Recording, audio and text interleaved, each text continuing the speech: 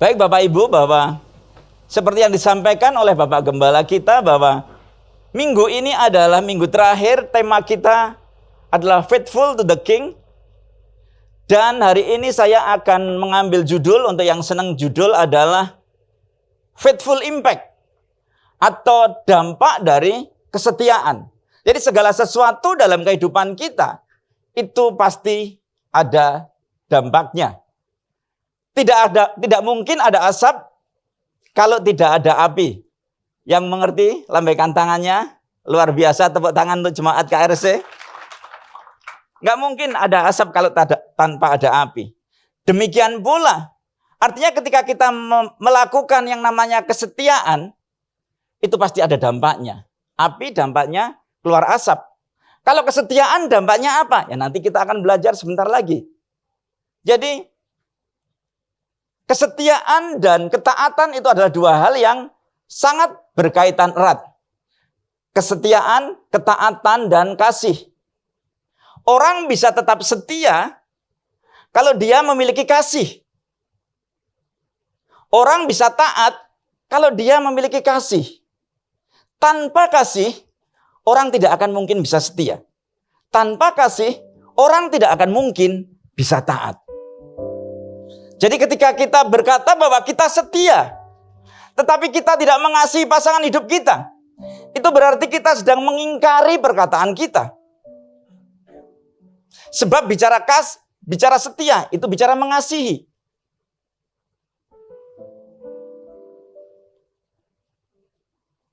Bicara setia, itu bicara ketaatan.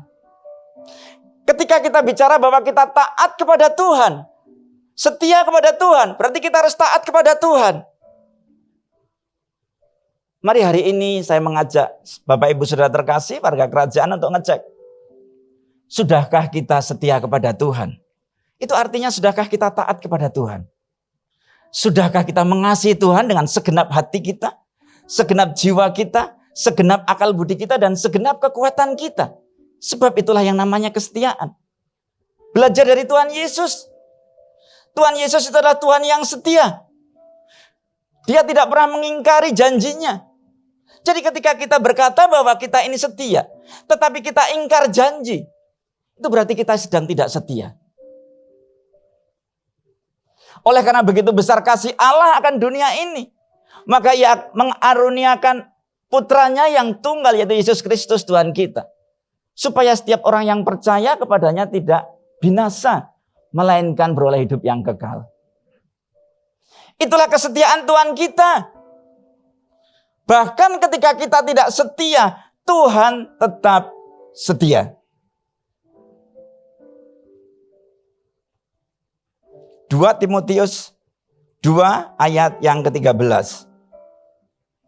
Jadi tentang pribadi yang setia, keteladanan dalam hal setia adalah Tuhan itu sendiri. Dikatakan bahwa jika kita tidak setia, dia apa? Tetap setia.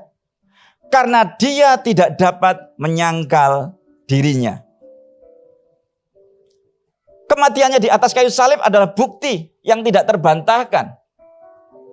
Bahwa belum pernah ada dan tidak akan pernah ada lagi Allah yang setia seperti dia. Yang setuju berikan tepuk tangan yang paling meriah.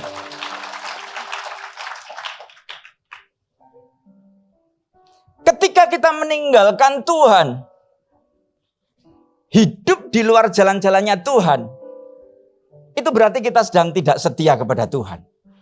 Tetapi Tuhan itu menunggu kita untuk kita berbalik kepadanya. Tuhan tidak akan pernah memaksa kita. Sebab ketika Tuhan memaksa kita, itu Tuhan sedang apa? Mengingkari dirinya. Sebab memang Tuhan sudah memberikan kepada kita hak yang namanya hak bebas, free will dalam kehidupan kita. Apakah kita mau setia kepada Tuhan atau tidak, itu sudah diserahkan kepada kita. Tetapi yang perlu kita ketahui adalah Tuhan menanti-nantikan saatnya, menantikan untuk kita kembali kepadanya. Kita bisa belajar tentang si bungsu. Nah, si bungsu ini kan dia lebih memilih hidup dunia dan meninggalkan covering, perlindungan, penyediaan dari orang tuanya. Tapi lihat, orang tuanya, bapaknya yang baik dan setia itu, dia menunggu. Kita semua tahu yang terjadi. Ketika si bungsu ini bertobat dan berbalik kepadanya, dia ingat bahwa ada penyediaan di rumahnya dia. Dan dia memutuskan untuk kembali. Ketika dia kembali, dari jauh, bapaknya sudah berlari menyongsong dia. Itulah gambaran Tuhan kita. Kita pasti tahu. Saya bisa membayangkan bagaimana si bungsu itu bau sekali. Sebab apa? Dia kan bekerja di ternak babi, betul ya? Tetapi lihat, bapaknya tidak melihat bagaimana dia kemarin. Bagaimana dia bekerja sebagai peternak babi. Bagaimana dia menghambur-hamburkan uang yang dipercayakan kepadanya. Yang dia lakukan ketika melihat anaknya bertobat, berlari dan memeluk dia. Itulah gambaran Tuhan kita Yesus Kristus. Mungkin kemarin kita jatuh dalam dosa. Bahkan orang-orang sudah tidak mau dekat kepada kita. Ketika hari ini kita mendengarkan firman Tuhan dan kita mengambil keputusan untuk berbalik kepadanya, percayalah, Tuhan akan menerima kita apa adanya. Yang setuju berikan tepuk tangan yang paling meriah. Tuhan menunggu kita, menanti-nantikan saatnya, hendak memberikan yang terbaik untuk kita. Kitanya aja yang nggak ngerti.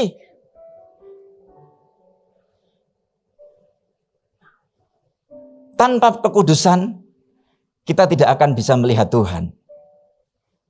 Pak, kudus itu apa sih? Kudus itu, ya kalau janji mau datang, ya datang. Itu kudus. Sebab apa? Loh Pak, kok bisa begitu? Iya. Karena kalau kita janji dan kita ingkar janji, itu kita sudah bohong dengan orang yang kita kasih janji. Kalau janji sama istri, ya ditepati. Janji sama suami ditepati. Janji sama anak ditepati. Contoh lain yang kudus itu apa Pak? Kalau kita menggunakan uang yang bukan milik kita, itu juga nggak kudus. Uang milik perusahaan dipakai. Uang milik orang dipakai, itu nggak kudus. Nah kalau kita hidupnya seperti itu, dosa kitalah yang menghalangi kita. Menghalangi Tuhan tidak memberkati kita. Kalau saya janji sama Pak Sony, ya, kemudian saya buka cek dan mundur, blong. Itu saya sedang tidak kudus. Sebab apa? Saya merugikan Pak Sony. Saya berdosa. Jadi kita kadang-kadang berpikir bahwa tidak kudus itu ketika kita keliru masuk rumahnya orang. Mungkin karena lagi agak mabuk gitu. Terus gak bisa bedain. Gak bisa bedain. Saya gak bisa bedain istri saya dengan Bu Siane. Itu sudah pasti semua orang bilang itu gak kudus. Pak, kok bisa sih Pak? Mabuk aku loh. Padahal kan jelas-jelas beda kan. Nah, yang satu dari Manado. Apa kau? Nah, kebetulan sama-sama mabuk. Hai. Nah, udah. Tapi ingat, Tuhan kita dengan setia menunggu kita. Yang setuju berikan tepuk tangan. Jadi jangan berpikir nggak kudus itu hanya gitu-gitu aja. Enggak. Ingkar janji, nggak bayar utang. Melayani tidak dengan sungguh-sungguh itu juga enggak. Karena apa? Lah kalau kita biasa seperti itu lama-lama akan jadi karakter kita. Betul-betul. Ini orang dunia aja deh, nggak usah ngoroh-ngoroh banget. Dulu saya waktu belum kenal sama Tuhan, saya hanya tahu Tuhan. Kalau Pak Sony ingkar janji dengan saya, ngasih cek misalnya belum, saya bilang gini, ini adalah yang pertama dan terakhir. Besok lagi mau minta-minta, nehi. Iya, karena apa? Ya karena Pak Sony ingkar janji. Semua orang pasti nggak seneng kalau kita ingkar janji, betul-betul. Oleh karena itu mari, jangan ingkar janji. Yang setuju berikan tepuk tangan dong. Nah, hari ini kita akan belajar. Hal yang pertama, kalau kita itu setia kepada Tuhan, itu kita akan mendapatkan yang namanya perlindungan. Katakan bersama saya, perlindungan. Covering. Ya. Jadi begini. Ketika Raja Darius memimpin kerajaan di Babel sana, nah Raja Darius ini adalah pengganti Raja Belshazzar yang mati diganti oleh Darius. Nah, Belshazzar ini anaknya Nebukadnezar. Nanti kalau saudara terkasih mau belajar ini, mungkin kapan-kapan diadakan seminar sehari penuh. Ya. Jadi gini, saat itu dipilih 120 orang untuk menjadi wakil raja. Supaya apa? Supaya bisa mengelola kota-kota di sana. Nah, kemudian dipilih 3 orang untuk apa? Untuk membawahi 120 orang itu. Dan diantaranya adalah Daniel. Nah, arti kata dari Daniel adalah Allah adalah hakimku. Nah, Daniel ini adalah temannya Sadrak, Mesak, dan Abednego yang ketika Raja Nebukadnezar menyerang Yehuda, saat itu kan orang-orang yang pintar diambil. Nah, Daniel adalah salah satunya. Dan dia memang pintar dan dia sangat mengasihi Tuhan. Nah, saya yakin kalau ada roh Tuhan di dalam kita, itu pasti Tuhan akan membuat kita excellent, betul ya? Nah, makanya dia excellent banget.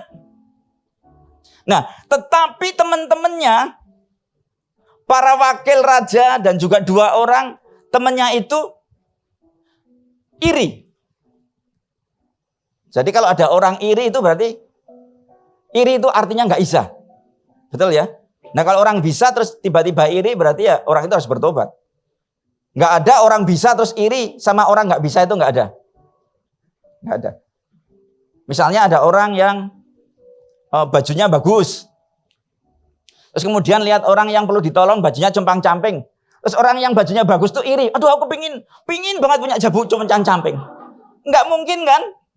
Jadi kalau ada orang iri kepada saudara, itu berarti saudara sedang diberkati Tuhan. Ya, setuju, berikan tepuk tangan. Nah, demikian Daniel ini kan luar biasa karena Tuhan menyertai dia. Makanya mereka bersepakat membuat satu peraturan yang tujuannya untuk menjatuhkan Daniel. Nah, dicari-carilah kesalahan Daniel, tetapi tidak ditemukan satupun kesalahannya.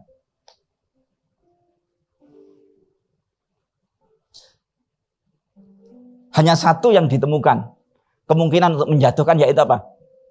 Apa yang dia lakukan secara kontinu setiap hari, yaitu bahwa Daniel itu 3 kali dalam sehari datang kepada Tuhan, menyembah dia, berdoa, dan memuji dia. Jadi kalau saudara itu diberkati Tuhan, cinta Tuhan, tiba-tiba ada orang tidak suka, itu biasa. Biasanya yang nggak suka itu pasti orang yang nggak cinta Tuhan. Betul-betul. Yang iri itu pasti orang yang nggak diberkati, betul. Katakan, saya diberkati Tuhan. Berikan tepuk tangan yang paling meriah. Akan terjadi dalam kehidupan Bapak Ibu sesuai dengan iman kita. Nah, kemudian kan gini. Kemudian mereka bersekongkol dan menghadap Raja Darius. Tuanku ya Raja, bikinkah satu peraturan perundang-undangan yang tidak bisa dirubah, bahwa siapapun yang menyembah atau meminta sesuatu kecuali kepada tuanku ya Raja, dia harus dihukum, dimasukkan ke gua apa? Singa. Kalau gua kelinci no problem. Nah, lucu kan gitu. Ini gua singa. Nah, kemudian mereka beramai-ramai memperhatikan Daniel. Jadi kalau saudara sedang diperhatikan, itu mungkin orang sedang mencari-cari kesalahan saudara. Tapi katakan EGP. Yang penting ketika kita hidup dalam kekudusan, ada perlindungan Tuhan dalam kehidupan kita. Nah, kemudian kan dilihat itu Daniel ternyata seperti biasa. Walaupun ada peraturan itu, Daniel tetap apa? Dia tetap berdoa seperti biasanya. Sehari 3 kali. Dan kemudian menghadaplah mereka kepada Raja Darius. Tuanku ya Raja, ternyata Daniel itu melanggar undang-undang yang tuanku buat. Nah, Raja Darius ini sangat sayang kepada Daniel. Mengapa? Ya karena Daniel itu orang yang setia, orang yang pintar, orang yang cekatan, dan diurapi Tuhan. Tetapi hukum tetap hukum. Karena sudah ditentukan bahwa yang meminta menyembah kecuali kepada Raja Darius harus masuk ke gua singa. Hukum tetap hukum. Makanya hukum tabur tuai itu berlaku.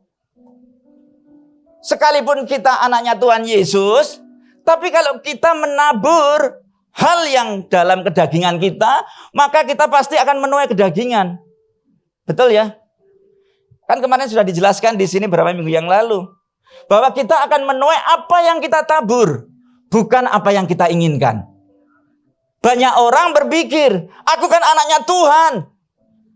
Sekalipun aku malas bekerja, aku inginkan aku dapat promosi. Mungkin apa enggak?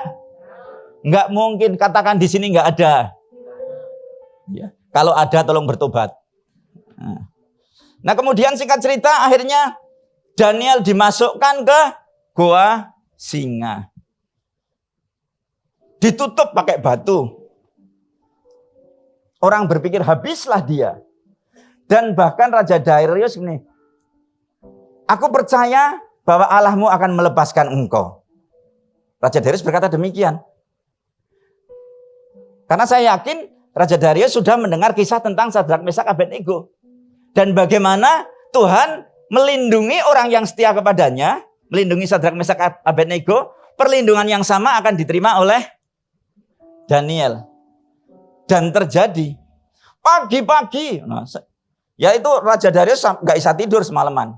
Karena kan orang yang dikasihinya berhadapan dengan singa. Dia teriak, Daniel, ya Tuanku Raja. Betapa sukacitanya dia, rajanya. Dibuka, dilihat Daniel nggak apa-apa.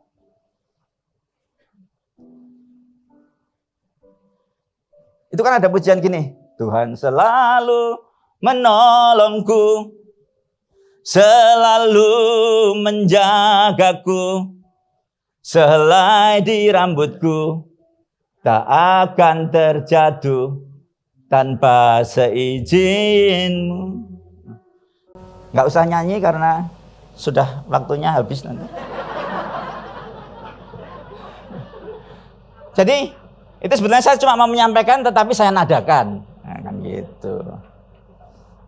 Jadi kita bisa melihat bahwa memang itu terbukti. Sehelai rambut aja kalau Tuhan nggak ngizinkan, nggak akan terjatuh, apalagi dimakan singa. Demikian pula saudara. Kondisi dan situasi apapun tidak akan menghancurkan saudara, tetapi akan membuat saudara justru mendapatkan promosi. Yang setuju berikan tepuk tangan. Karena ada perlindungan Tuhan di dalam setiap orang yang berkenan kepadanya, yang hidup setia kepadanya. Jadi impact pertama atau dampak pertama ketika kita hidup setia kepada Tuhan adalah mendapatkan perlindungan. Katakan bersama saya, perlindungan. Saya pasti mendapatkan perlindungan. Hal yang kedua adalah kita akan mendapatkan yang namanya promosi. Katakan promosi. Buktinya kan Daniel kemudian dia diangkat menjadi penguasa di sana.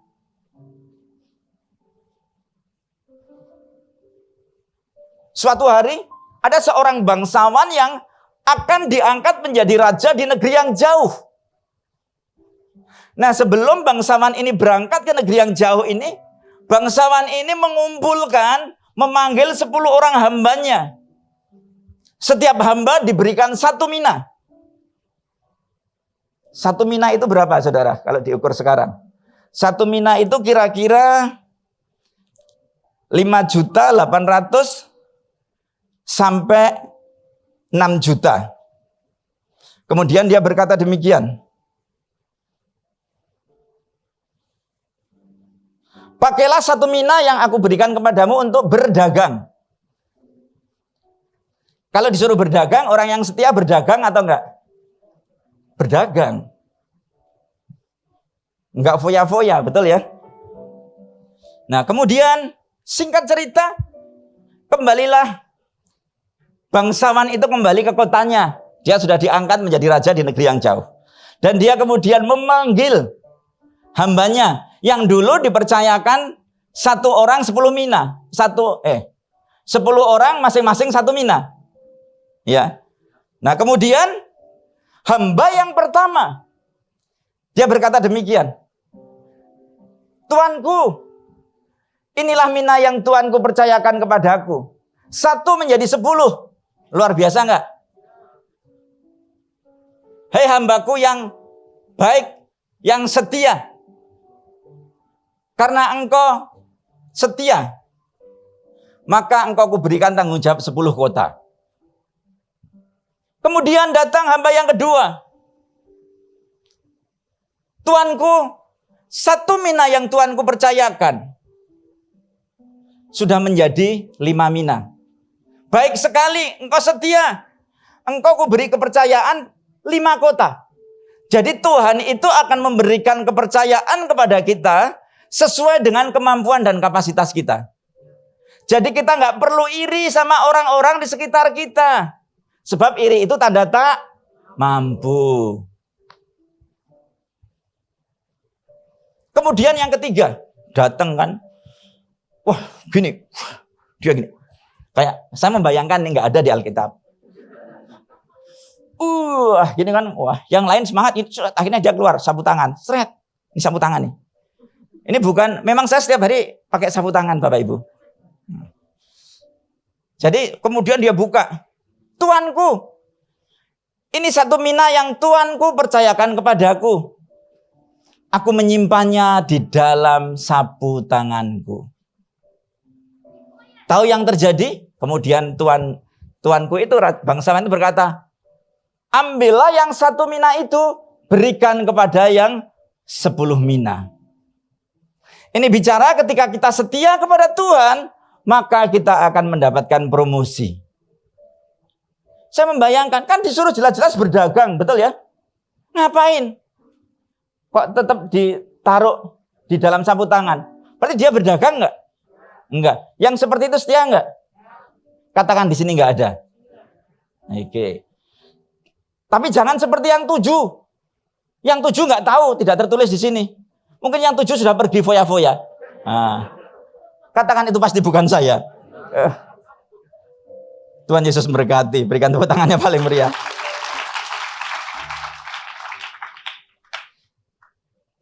Oh, saya masih teringat ada 1 ayat. Mazmur 31 ayat 23 dan 24. Kasihlah Tuhan semua orang yang dikasihinya. Saudara dan saya ini dikasihi Tuhan. Dan kita harus mengasihi Tuhan. Mengapa? Sebab Tuhan menjaga orang-orang yang setiawan. Katakan, saya orang yang setiawan. Berikan tepuk tangan dong. Rasanya sebentar lagi gereja kita pasti nggak cukup deh. Karena dipenuhi orang-orang yang setia. Ya. Tetapi orang-orang yang berbuat congkak diganjarnya dengan tidak tanggung-tanggung.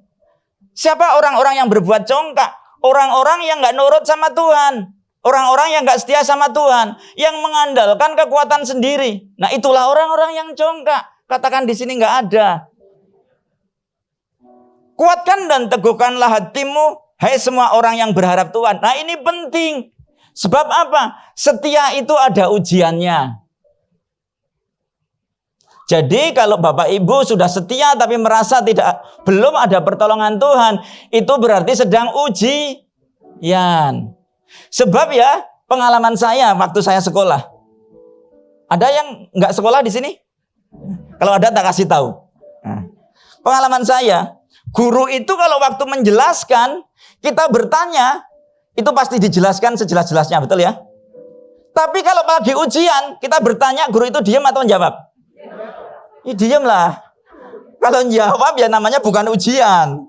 Betul ya? Nah, mungkin kita saat ini sedang ada ujian. Tetapi jangan khawatir, jangan putus asa. Sebab Tuhan kita nggak pernah memberikan ujian yang melebihi kekuatan kita. Dan itu pasti.